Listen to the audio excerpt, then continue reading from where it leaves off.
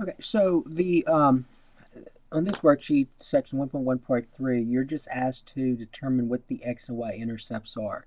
Now, it's going to be important as we go through the course with regards to graphing other type of functions or equations. So, quadratic equations, rational equations, square root equations, exponential equations, and so on. So all of these are going to be important.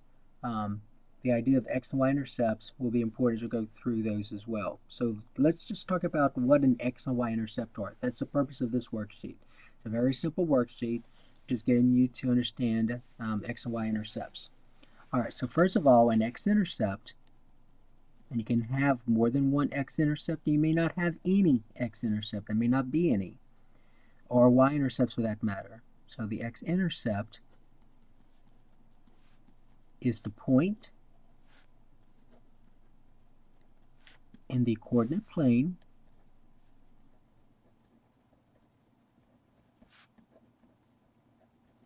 where the graph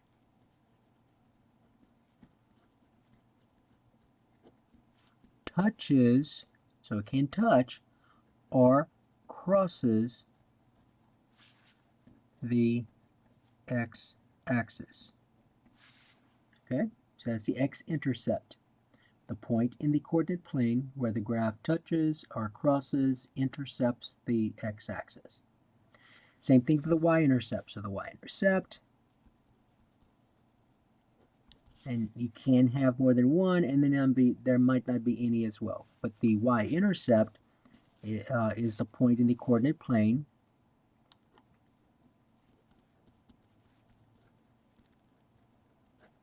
I'm going to have to abbreviate here, where the graph touches or crosses, intersects the y-axis. Okay. All right. So if you look at this first graph, which is the graph of a line, notice that the graph crosses. And remember, this is the y-axis, this is the x-axis. So notice that the graph crosses the y-axis at this point right here, and then the graph. So that's going to be your y-intercept, and that the graph crosses the x-axis at this point right here. So that's going to be your x-intercept. And notice there's just one x-intercept and one y-intercept. Now, the direction says use a comma to separate the answers as needed. Okay, so these are the same directions you can see in my math lab. So the x-intercept, the graph crosses the x-axis at the point 1, at the number 1. So you're just going to say 1. The y-intercept, the graph crosses the y-axis at the point 2. So you can just say 2. All right, that's all you had to do there. So there are no other ones, so you're not going to use the idea of a comma. All right, now just want to make a note. Some of you, and it's okay because you did talk about this in previous courses, that you can write your intercepts as an ordered pair. So as an ordered pair, but now that's your answer. But if you write as an ordered pair,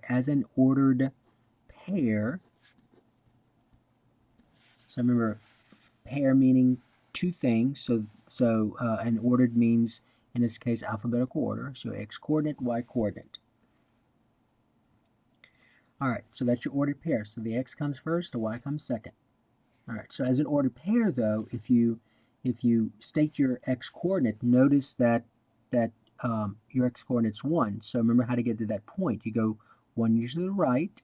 Now, since you didn't move up or down, you stay there. The y coordinate is 0. So as an ordered pair, the x-intercept would be 1, 0. Not 0, 1, 1, 0. All right, so that's important. So you're going to notice later on, and you did learn this in a previous course, that the x-intercept, the y-coordinate, is going to be 0. As an ordered pair for the y-intercept, all right, so here's the y-intercept. So to get to that point, you start the origin. You're not moving right or left because you're going straight up. So that means x is 0. And then you go up to 2, and so your y-coordinate is 2. You also learned in the previous course that your y-intercepts, the x-coordinate is 0.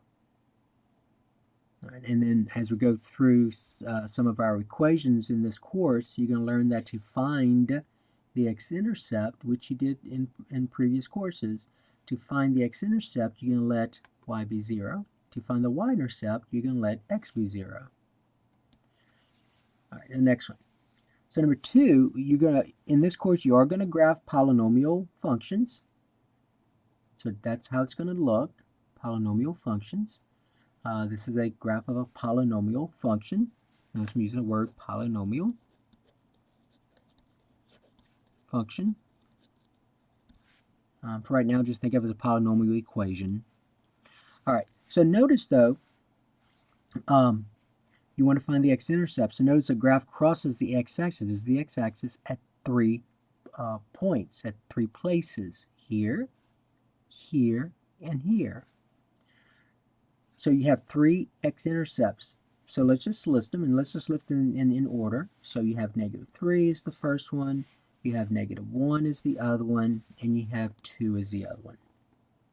Okay, now if you want to write this as an ordered pair, you got to be careful, because it's got to be written correctly. As an ordered pair, remember to get to that point, you go 3 units to the left. You're not going up or down, you're still on the x-axis. That means the y-coordinate is 0. The next one, -1, you start the origin. Go to the left 1, you stay there, so that means the y-coordinate is 0. Okay, over for this one, you go to the right 2, you stay there, that means the y-coordinate is 0, so that's 2, 0. So those are your x-intercepts. All right, if you write them as an ordered pair. Now the y-intercept, the graph crosses the y-axis at just one point, right here. So that's -6. So there's just one of them. As an ordered pair, the y-intercept as an ordered pair, so remember you start the origin, you go straight down, -6. So your x-coordinate is 0 because you didn't go right or left, you went straight down. So you stay there and you go down -6. So that means your x-coordinate is 0, your y-coordinate is -6. Right. Number 3.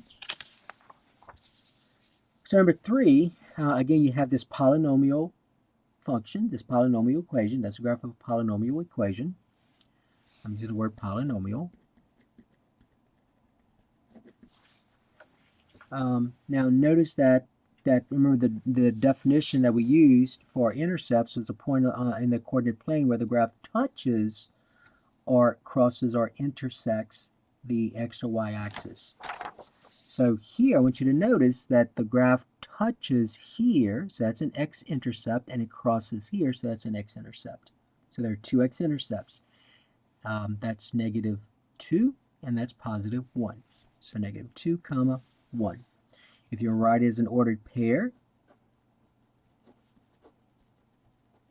you have to say -2, 0, not 0, -2, because 0, -2 is on the y-axis. That's going to that would be a y point, a point on the y-axis. And the other one is 1, 0. All right, the y-intercept, there's just a one y-intercept, just one place where the graph crosses the y-axis, and that's here. So that's -4.